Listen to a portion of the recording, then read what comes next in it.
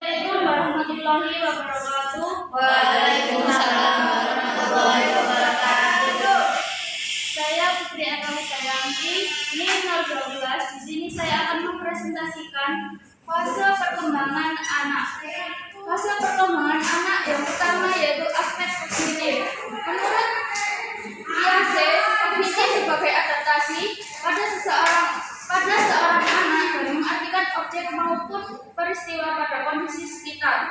Menurut Pujiati dan Maskuri 2011, kognitif merupakan belajar atau berpikir atau kecerdasan, yaitu kemampuan mempelajari keterampilan dan konsep baru, keterampilan untuk memahami apa yang terjadi di lingkungannya, serta keterampilan menyelesaikan soal-soal sederhana.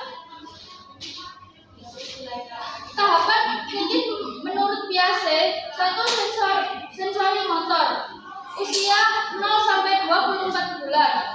Bayi mengembangkan pemahaman tentang dunia melalui kondisi pengalaman, sensori atau melihat.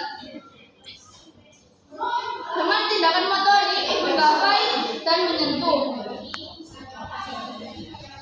Tahapan sensori motorik. 1. Refleks, umur 0 sampai 1 bulan. Reaksi sirkular primer, usia 1 sampai 4 bulan. Reaksi sirkular sekunder, usia 4 sampai 8 bulan. Koordinasi reaksi sirkular sekunder 0 sampai 8 sampai 12 bulan. Reaksi sirkular tersier, usia 1 sampai 1,5 tahun. Awal representasi simbolik, usia 1,5 tahun sampai 2 tahun. 2.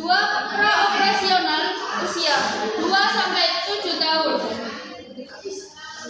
Anak berpikir pada tingkat simbolik, tapi belum menggunakan operasi kognitif. Anak tidak bisa menggunakan logika, mengubah, menggabungkan atau memisahkan ide atau pikiran. Ciri tahap praoperasional. 1. Cara berpikir yang bukan induktif atau deduktif, tapi tidak logis.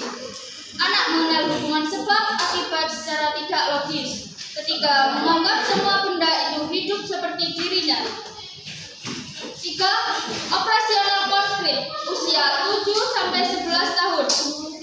Ditandai dengan perkembangan pemikiran yang rasional. 4.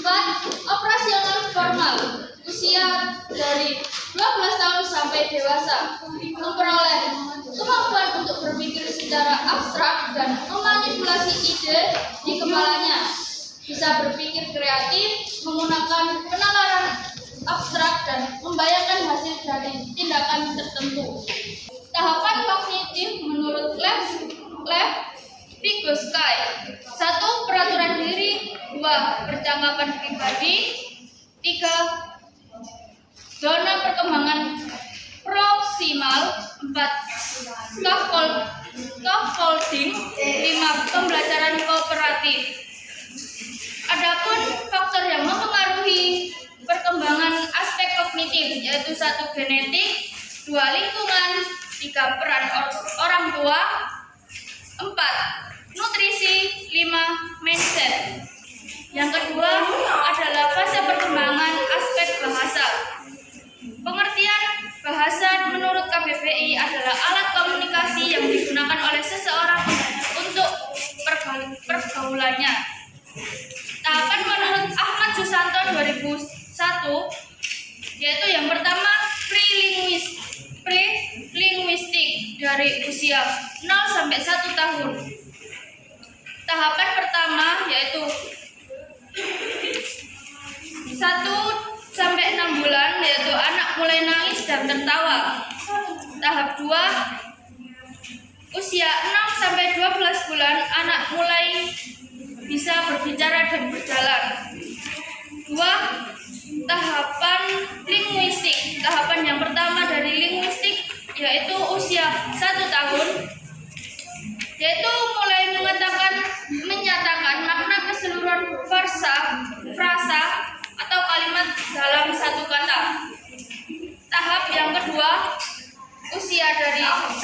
sampai 2 tahun, yaitu mampu mengucapkan 2 kata. Yang ketiga, pengembangan tata bahasa pada prasekolah dari usia 3 sampai 5 tahun, yaitu anak dapat membuat kalimat dengan tata bahasa SPO yang diartikan subjek, predikat, dan objek. Yang keempat, tata bahasa menjelang dewasa dari usia 6 sampai 8 tahun. Anak sudah bisa menggabungkan kalimat sederhana menjadi kalimat kompleks.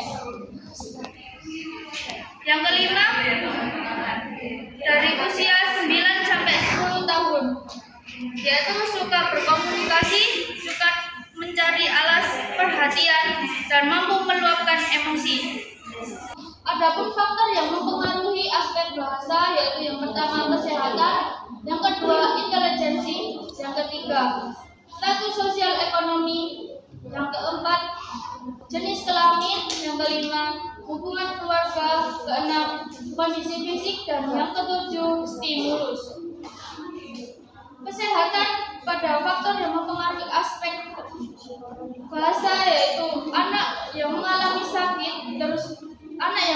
sakit terus-menerus di awal kehidupannya cenderung mengalami keterlambatan pada perkembangan fisik pada anak tersebut. Yang kedua, intelijensi. Intelijensi adalah anak yang perkembangan bahasanya cepat, mempunyai intelijensi normal atau di atas normal pada usia anak tersebut.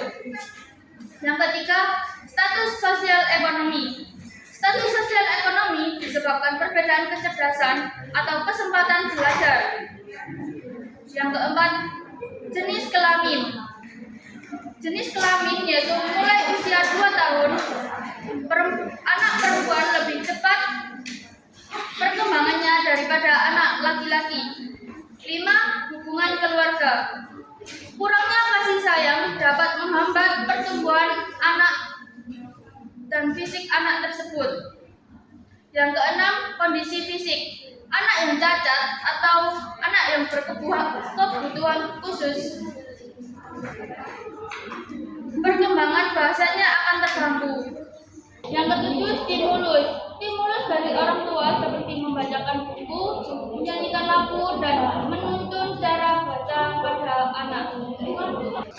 Yang ketiga, pada fase perkembangan anak yaitu aspek kepribadian. Pengertian dari aspek kepribadian ini adalah ciri-ciri peserta didik yang tergambar dari perilaku yang menempel pada peserta didik dan merupakan pembeda antara dirinya dengan orang lain. Adapun tahapan dari aspek kepribadian yang pertama yaitu kepercayaan versus tidak kepercayaan. Usia dari 0 sampai 18 bulan. Tujuan dari masa bayi ialah mengembangkan kepercayaan dari dasar terhadap dunia ini. Kedua, otonomi versus keraguan. Usia dari 18 bulan sampai 3 tahun. Anak-anak mempunyai keinginan ganda untuk mempertahankan dan melepaskan. Ketiga, inisiatif versus rasa bersalah. Usia dari 3 tahun sampai 6 tahun. Kemampuan motorik dan bahasa mengalami kematangan pada anak. Keempat, kemegahan versus inferioritas. Usia dari 6 tahun sampai 12 tahun. Dunia sosial anak mengalami perluasan ketika masuk sekolah. Kelima, identitas versus kebingungan peran. Usia dari 12 tahun sampai 18 tahun. Selama masa remaja, fisiologi orang yang berubah pesat ditambah dengan tekanan untuk mengambil keputusan tentang pendidikan dan karir di masa depan. Yang keenam yaitu keintiman dan keterasingan. Usia dewasa awal membagikan kehidupannya bagi orang lain, seperti menceritakan pengalamannya kepada orang lain. Yang ketujuh, daya regenerasi dan penyibukan diri, usia dewasa pertengahan. Keinginan untuk membentuk dan menuntut generasi berikutnya. Yang kedelapan dan yang terakhir, integritas dan keputusan, usia dewasa akhir. Orang melihat kembali seluruh masa kehidupannya dan mengatasi kritis identitas terakhir mereka, penerimaan pencapaian dan kegagalan. Adapun faktor yang mempengaruhi aspek kepribadian, yang pertama pembawaan, yaitu warisan genetik dari orang tua berupa intelektual. Yang kedua, lingkungan berupa fisik dan psikologis. Yang ketiga, struktur geni.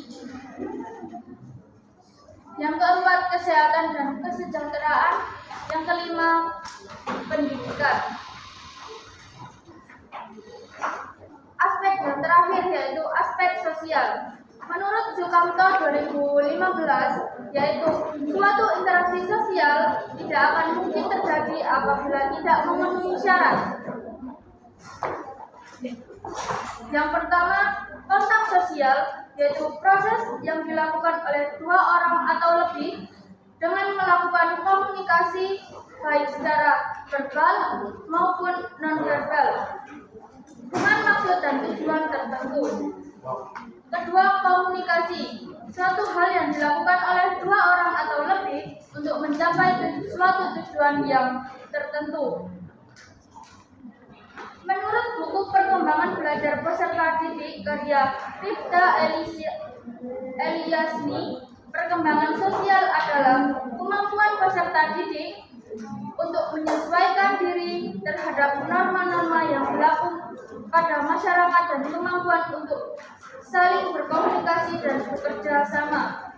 Adapun tahap dari aspek kepribadian, yaitu yang pertama masa bayi, mulai dari usia 0 sampai 2 tahun, interaksi melalui senyuman, tangisan, dan kontak mata.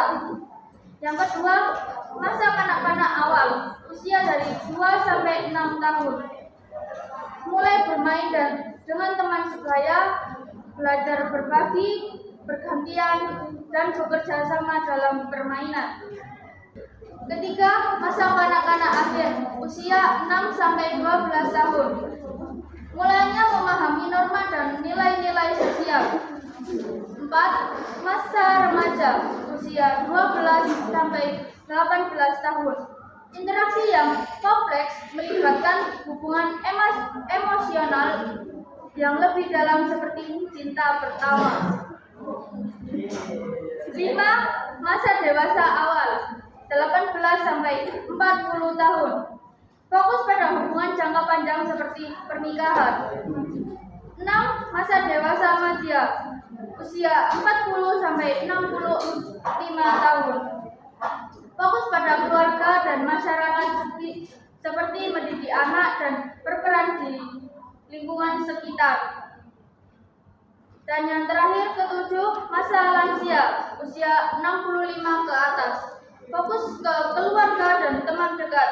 Peran sosial berkurang karena pensiun atau keterbatasan fisik.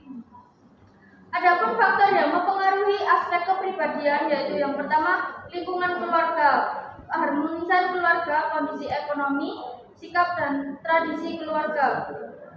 Yang kedua, kematangan, seperti intelektual dan emosional. Yang ketiga, status sosial ekonomi. Yang keempat, pendidikan, dan yang terakhir, kapasitas mental. Baik, itu saja yang dapat saya presentasikan mengenai fase perkembangan anak. Kurang lebihnya saya mohon maaf. Saya akhiri. Wassalamualaikum warahmatullahi wabarakatuh.